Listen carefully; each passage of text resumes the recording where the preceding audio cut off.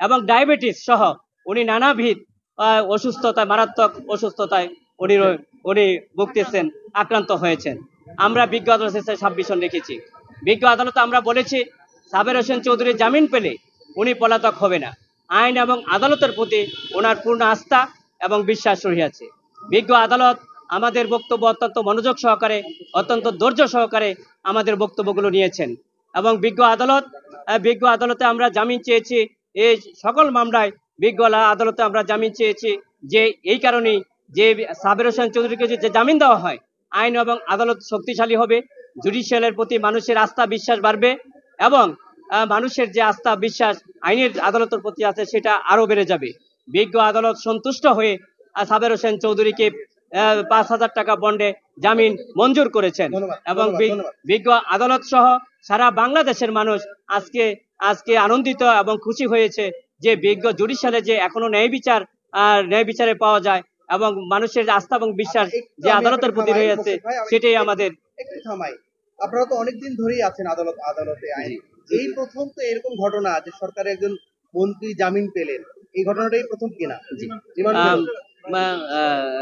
আপনারা ইতিমধ্যে জানেন যে মানুষের জামিনটা হচ্ছে মানুষের কনস্টিটিউশন রাইট, অর্থাৎ সাংবিধানিক অধিকার। মামলা হলেই সে আমি অপরাধী নই, যতক্ষণ পর্যন্ত ইনভেস্টিগেশন না হয়ে প্রতিবেদন আমার বিরুদ্ধে না আসবে ততক্ষণ পর্যন্ত আমি আসামি না। ততক্ষণ পর্যন্ত তদন্ত না হওয়া পর্যন্ত আদালত জামিন মঞ্জুর করতে পারেন, সেটা বিজ্ঞ আদালতের ক্ষমতা রয়েছে। সেই ক্ষমতা বলেই বিজ্ঞ আদালত জামিন দিয়েছেন। তার পূর্ব আমরা দেখেছি একজন বিশিষ্ট ব্যবসায়ী আসলাম সেরনিয়াবাদকে জামিন দিয়েছেন, একজন বিশিষ্ট নাট্যকারকে জামিন দিয়েছেন এবং সর্বশেষ সাবের হোসেন চৌধুরীকে সকল মামলায় জামিন দিয়েছেন। এতে আমরা করি আইন এবং আদালতের প্রতি মানুষের আস্থা এবং বিশ্বাস বাড়বে এবং জুডিশিয়াল আরো শক্তিশালী হবে। আপনার কাছে একটা প্রশ্ন আছে, সেটা হচ্ছে যে আপনারা বললেন যে সাবের হোসেন চৌধুরী খুব অসুস্থ, কিন্তু আমরা দেখতে পেলাম উনি স্বাভাবিকভাবে এখানে আসছেন, কথা বলছেন। তো আসলে উনি কি ধরনের অসুস্থ? আসলে মানুষের যে শারীরিক সমস্যা থাকে সেটা বিভিন্নভাবে হতে পারে। আপনারা জানেন উনি উচ্চ রক্তচাপে উনি ভুগতেছেন, উনি ব্লাড প্রেসার এবং উনি ডায়াবেটিসে আক্রান্ত এবং রিং পরা, তারপরে হার্টের 3টা রিং পরানো আছে। উনি মারাত্মক অসুস্থতায় ভুগিতেছেন, কিন্তু শারীরিক দেখেই মানুষের বিচার বিশ্লেষণ করা যায় না। ওনার বিচার বিশ্লেষণ করতে হয় সার্বিক মেডিকেল সায়েন্সের উপরে, ডাক্তারদের উপরে ওনার সম্পূর্ণ কিছু ভিত্তি করতে হয়। সেই কিছু বিবেচনায় এনে বিজ্ঞ আদালত জামিন মঞ্জুর করেছে।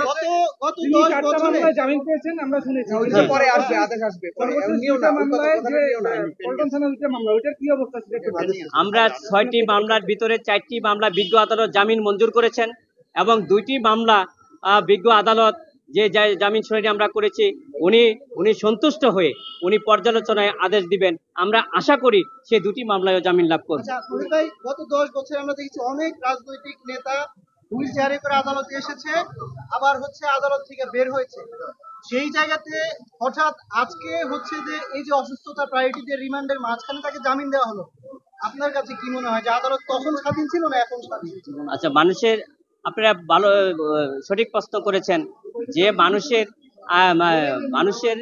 আগে মানুষের জীবন, যেটা কনস্টিটিউশন রাইট, সাংবিধানিক অধিকার, অসুস্থ এটা কনস্টিটিউশন অধিকার এবং যে মামলার বিচার হয় শুধু মামলার আপনার অপরাধের উপরে, মানুষের ব্যক্তির উপরে করলে বিচার হয় না। বিচার হয় একটা মামলার একটা আসামির অপরাধের উপর ভিত্তি করে সে বিচার হয়। বিজ্ঞ আদালত আমরা যে সাবমিশন রেখেছি, বিজ্ঞ আদালতে আমরা সমস্ত পুঙ্খানুপুঙ্খভাবে ব্যাখ্যা দিয়েছি যে এই মামলার সাথে ঘটনার সাথে আমরা সম্পৃক্ত না, এই ঘটনার সাথে প্রত্যক্ষ পরোক্ষ কোনোভাবেই আমরা জড়িত না এবং আমরা গুরুতর অসুস্থ।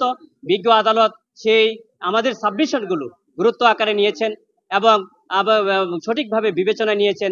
সার্বিক বিবেচনায় উনি বিজ্ঞ আদালত সন্তুষ্ট হয়ে জামিন মঞ্জুর করেছেন।